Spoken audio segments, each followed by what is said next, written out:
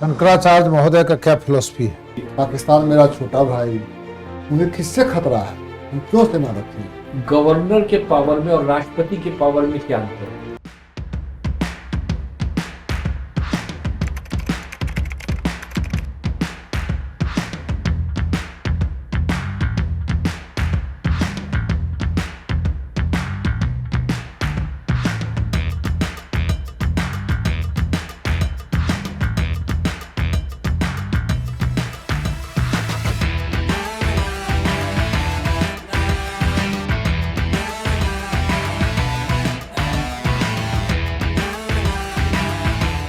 May I come in, sir? Yes yes please come आइए Good afternoon, sir.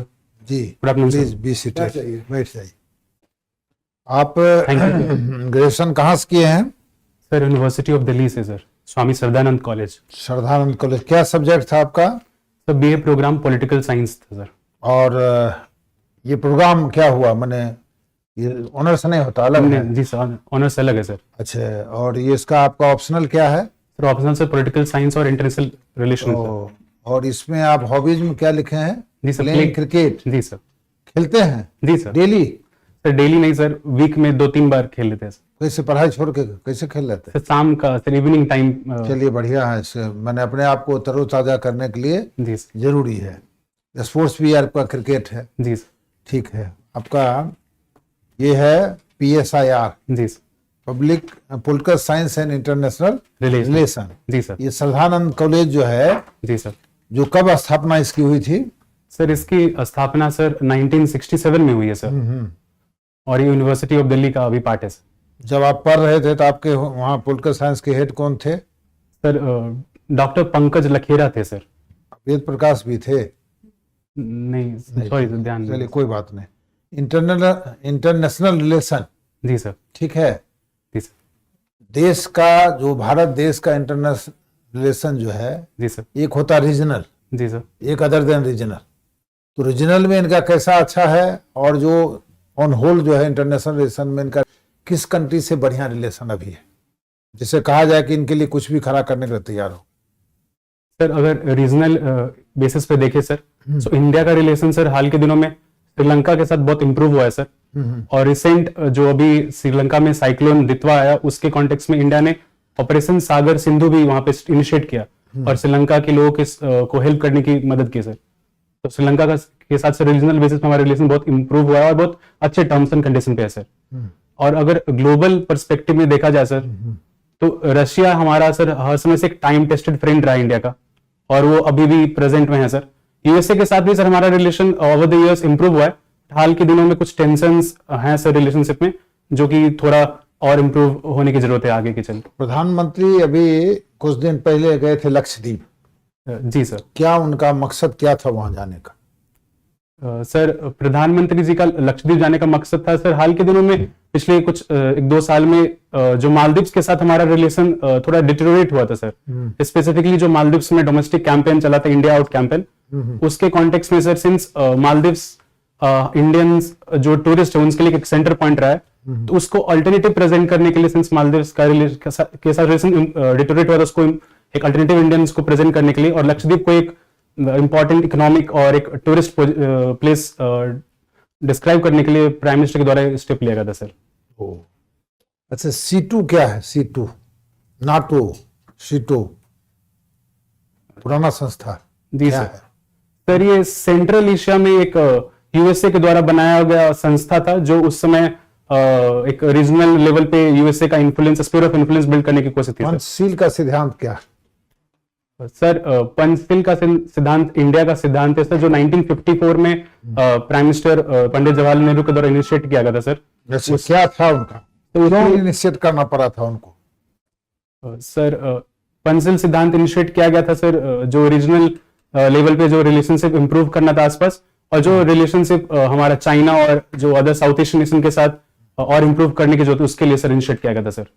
WTO क्या है? Sir WTO एक world trade organisation है, जो 1995 में एस्टैब्लिशमेंट हुआ है, सर, ड्रंकल ड्राफ्ट और मैराकेच एग्रीमेंट से, और ये global free trade all over the world establish करने की कोशिश कर रहा है, सर। शंकराचार्य महोदय का क्या फिलॉसफी है? सर शंकराचार्य जी का फिलोसफी सर अद्वैत वेदांत है सर। और मैकियावेली का क्या फिलोसफी है? सर मैकियावेली का फिलोसफी रियल पॉलिटिक है sir. Real politic. Yes sir, national interest को प्रायोरिटी देना और स्टेट और रिलीजन का सेपरेशन सर। तो क्या उसको डिफाइन करिए, what is real politic? Real politic sir की जहां पे स्टेट अपने नेशनल इंटरेस्ट को प्रायोरिटी देगा, उसमें कोई इथिक्स को कंसिडरेशन नहीं किया जाएगा और अपने नेशनल इंटरेस्ट के लिए स्टेट्स कोई भी एक्शन को जस्टिफाई कर सकता है सर। कर सकता है। चलिए आपका क्रिकेट से एक लाइन पूछ देते हैं। जी सर। वेस्ट इंडीज के 4 जो बड़े बड़े बॉलर का नाम बताइए जो पुराना हो, माने आपका ये 80s के बराई, 80s में 80s के दिनों का वेस्ट इंडीज के पुराने जो 4 बॉलर जो जिसको कहता है घातक बॉलर है, उसका नाम बताइए। सर अभी 4 बॉलर का नाम ध्यान तो नहीं आ रहा सर, 1-2 का नाम जिसको 2 ये बता दीजिए। सर एक कर्टनी वाल्स थे सर। हाँ, और एक थॉमसन थे सर, एग्जैक्ट नाम ध्यान नहीं है सर। लेकिन हमने नहीं वो पूछा, हमने पूछा उससे बिफोर। सॉरी सर, वो ध्यान नहीं है सर अभी। आपने Joel Garner, Michael G Holding, sir. Malcolm Marshall, cricket पढ़ रहे हैं तो आप ये तो बताना चाहिए आपका। जी सर, वो ध्यान। आप खेलते भी हैं, जी सर। आपका ये भी है, स्पोर्ट्स में है, चॉइस में, तो ये जानना चाहिए। ठीक है जी सर, थैंक यू सर। जब अपना देश आजाद हुआ जी सर। तो नेहरू जी पीएम बने। जी सर। कहा जाता है कि नेहरू जी ने आर्मी पर ध्यान नहीं दिया, मिलिट्री पावर पर ध्यान नहीं दिया। इसके पीछे क्या कारण हो सकते हैं? क्या पहले आप इसे सहमत है कि नहीं? लोग ऐसा बोलते हैं, कुछ विद्वानों का कहना है कि नेहरू जी ने डिफेंस सिस्टम पर ध्यान नहीं दिया आज़ादी के बाद। इससे आप पहली बात की सहमत है कि नहीं सहमत है? सर जब भारत आजाद हुआ था सर, उस समय बहुत अनेक चैलेंजेस फेस करना पड़ रहा था सर। पर सहमत है कि नहीं इस बयान से? पहले बोलेंगे हाँ या ना। सर पूर्णतः सहमत नहीं है सर। सर आस्था सहमत है। जी तो ऐसा क्यों हुआ जब हम ध्यान नहीं दिया? सर सिंस इंडिया को फ्रीडम के समय से बहुत चैलेंजेस, इंडिपेंडेंस के बाद बहुत चैलेंज फेस करना पड़ रहा था, स्पेसिफिकली इकोनॉमिक स्फीयर में सर और सोशल स्फीयर में सर। उन सबको बैलेंस करना मेरा कहना है जी सर। नेहरू जी का सोचना था हम सेना किसके लिए रखें? हिंदी चीनी भाई भाई, पाकिस्तान मेरा छोटा भाई, मुझे किससे खतरा है, हम क्यों सेना रखें? तो जी सर। तुमको किसी खतरा ही नहीं है, तुम सेना क्यों रखें? ये मेरा कहना है। क्या यही कारण थे सर? आप जो बता रहे हैं वो कारण थे? सर जो आप बता रहे हैं वो भी एक कारण था सर, क्योंकि नेहरू जी की जो फॉरेन पॉलिसी थी उसमें से थोड़ा आइडियलिस्ट अप्रोच दिखता था सर, उसके कारण भी ये डायरेक्शन हो सकता था सर उसके। लेकिन सर जो इकोनॉमिक और सोशल फैक्टर वो भी एक इंपॉर्टेंट कारण रहा है सर कि हमारा जो बजट का एक्सपेंडिचर था वो सोशल और इकोनॉमिक पे भी खर्च हुआ और इसके कारण हम लोग सर डिफेंस वाले एस्पेक्ट को उतना उस समय तवज्जो नहीं दे पाए सर। फॉरवर्ड मूव क्या था? Sorry sir. फॉरवर्ड मूव या मार्च जो भी कहिए सर, एग्जैक्ट डिटेल्स तो नहीं क्या? अच्छा, जब चाइना के साथ हमारा लड़ाई हुआ 62 में, जी सर। रक्षा मंत्री कौन थे? सर ध्यान नहीं है सर अभी, सॉरी सर। लैटरल एंट्री क्या है? सर लैटरल एंट्री एक जो कोई भी एडमिनिस्ट्रेशन और सिस्टम में अगर जो बाहर से एक्सपर्ट को इंट्रोड्यूस किया जाता है सर उसको लैटरल एंट्री बोलते हैं सर। और हाल के दिनों में सर सिविल सर्विसेज और जो एडमिनिस्ट्रेटिव सर्विसेज है उसमें से लैटरल एंट्री का प्रोविजन सरकार ने लाने का प्रयास किया है ताकि जो एक्सपर्ट हैं डिफरेंट फील्ड्स के वो आकर और अपना पॉइंट ऑफ व्यू प्रेजेंट करें। शुरू कब हुआ इसकी शुरुआत कब हुई लैटरल एंट्री की? सॉरी सर, एग्जैक्ट डिटेल्स नहीं ध्यान है सर अभी। अभी आपने कहा कि हाल के दिनों में, इसलिए हमने पूछा शुरुआत कब हुई इसकी। नहीं ध्यान है सर एग्जैक्ट। अच्छा, ये बता दीजिए कि लास्ट है प्राइवेटाइजेशन, जी सर। ग्लोबलाइजेशन और लिबरलाइजेशन, तीनों में क्या डिफरेंस है? सर प्राइवेटाइजेशन का मतलब होता है कि कुछ जो हमारा सेक्टर्स है उसमें सर प्राइवेट प्लेयर्स का इंट्रोडक्शन होना। जो लिबरलाइजेशन है सर उसमें इकोनॉमी को ओपन करना सर और उसमें डिफरेंट एरियाज में डिफरेंट पर्सपेक्टिव को इंट्रोड्यूस लाना सर। और सर ग्लोबलाइजेशन में सर मार्केट को वर्ल्ड ओवर ओपन करना और बाहर से सर एक्सपोर्ट और इंपोर्ट का भी बिजनेस ओपनली प्रमोट करना सर। ये तो शुरू से चल रहा है एक्सपोर्ट इंपोर्ट, कोई आज की बात नहीं है। ये प्राइवेटाइजेशन और लिबरलाइजेशन ग्लोबलाइजेशन खासकर ग्लोबलाइजेशन और ग्लोबलाइजेशन तो चलिए कि ये नरसिम्हा राव साहब के टाइम में शुरू हुआ, जी सर। लेकिन एक्सपोर्ट इंपोर्ट तो उसके पहले भी हो रहा था। सर जो ग्लोबल वैल्यू चेन है सर कोई भी प्रोडक्ट के डेवलपमेंट का, कि कोई भी प्रोडक्ट का डेवलपमेंट रॉ मटेरियल्स किसी एक कंट्री से आएगा, द मैन्युफैक्चरिंग सेंटर किसी अलग जगह पे बनेगा सर। 22 जनवरी का क्या महत्व है? सर एग्जैक्ट उसके बारे में अभी 12 जनवरी का क्या महत्व है? सर 12 जनवरी को सर स्वामी विवेकानंद जी का जन्म दिवस था, और इस दिन सर भारत में हम लोग नेशनल यूथ डे मनाते हैं सर। किस कारण से मनाते हैं? Sir since Vivekananda ji sir youth को एक इंस्पायर करने का उन्होंने एक प्रयास किया था, और अपने कम उम्र में ही सर उन्होंने एक सिग्निफिकेंट अचीवमेंट हासिल किया था सर, इसलिए उनके कंट्रीब्यूशन को। पुलिस से रिलेटेड फंडामेंटल राइट्स क्या? पुलिस से सर? हाँ, पुलिस से रिलेटेड। आप डीएसपी बनना चाहते हैं? सर मेरा first preference Bihar administrative service है सर। दूसरा अगर ये वो नहीं मिला जी तो सर। आपको पुलिस में तो मिलेगा ना? जी सर। जी सर। तो पुलिस से रिलेटेड जी सर। आदमियों का फंडामेंटल राइट जी सर। है ना? जी सर। पुलिस तो वर्दी पहना उसके बाद तो फिर वो रहता नहीं है जमीन पर, जी सर। लेकिन फंडामेंटल राइट्स है। क्या क्या है सर? आर्टिकल 20 में वो सर मेंशन है, और आर्टिकल 22 में से 2, और आर्टिकल 21 भी सर एक राइट टू लाइफ है और right to dignity of life है, उसमें भी सर तीनों राइट्स में सर पुलिस के अगेंस्ट जो 21, 20 20 और 22 सर। 22 सर और अभी ध्यान में नहीं आ रहा है सर। नहीं। गवर्नर के पावर में और राष्ट्रपति के पावर में क्या अंतर है? सर गवर्नर और राष्ट्रपति के पावर में सिंस दोनों कॉन्स्टिट्यूशनल पोस्ट है सर, बट सर गवर्नर के पास सर कुछ कॉन्स्टिट्यूशनल डिस्क्रिप्शन भी होता है, जो राष्ट्रपति के पास बस सिचुएशनल डिस्क्रिप्शन है सर।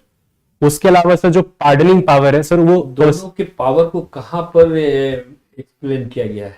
दोनों को पावर मिला है ना? जी सर। जी सर। कहाँ पर से मिला है पावर? सर एक कॉन्स्टिट्यूशन से ये डायरेक्ट। कॉन्स्टिट्यूशन में कौन से आर्टिकल्स में है? सर गवर्नर का पावर कहाँ लिखा हुआ है और वहाँ का पावर कहाँ लिखा हुआ है? सो जो प्रेसिडेंट का जो पावर है सर, वो पार्ट 5 ऑफ द कॉन्स्टिट्यूशन में मेंशन है सर। हैं? पार्ट 5 ऑफ कॉन्स्टिट्यूशन सर, जो आर्टिकल 52 से इनिशिएट होता है सर। इसमें बताया गया कि president as a executive minister बनने के लिए कितना एज चाहिए? सर प्राइम मिनिस्टर के लिए एग्जैक्टली कोई एज नहीं डिसाइड है सर, बस एमपी कोई एज डिसाइड नहीं है। सर एमपी बनने के लिए सर। अच्छा, एमपी बनने के लिए कौन सा detail? Sir 25 years of age sir MP बनने के लिए। तो प्रधानमंत्री कौन बन सकता है? सर जो एमपी और कोई जो पॉलिटिकल। अगर मान लीजिए कि डिसाइड नहीं है, जी सर। अगर डिसाइड नहीं है लेकिन उनके पार्टी की जीत हो गई और उनकी उम्र 22 साल है, जी सर। तो वो प्रधानमंत्री बनेंगे? सर अभी के प्रेजेंट कॉन्स्टिट्यूशनल सिचुएशन के हिसाब से वो नहीं बन सकते हैं सर 22 साल में प्रधानमंत्री। तो आप कहते हैं कि एक तरफ आप कहते हैं कि प्रधानमंत्री के बनने के लिए कोई एज डिफाइन नहीं है। सब सॉरी सर 25 साल है सर।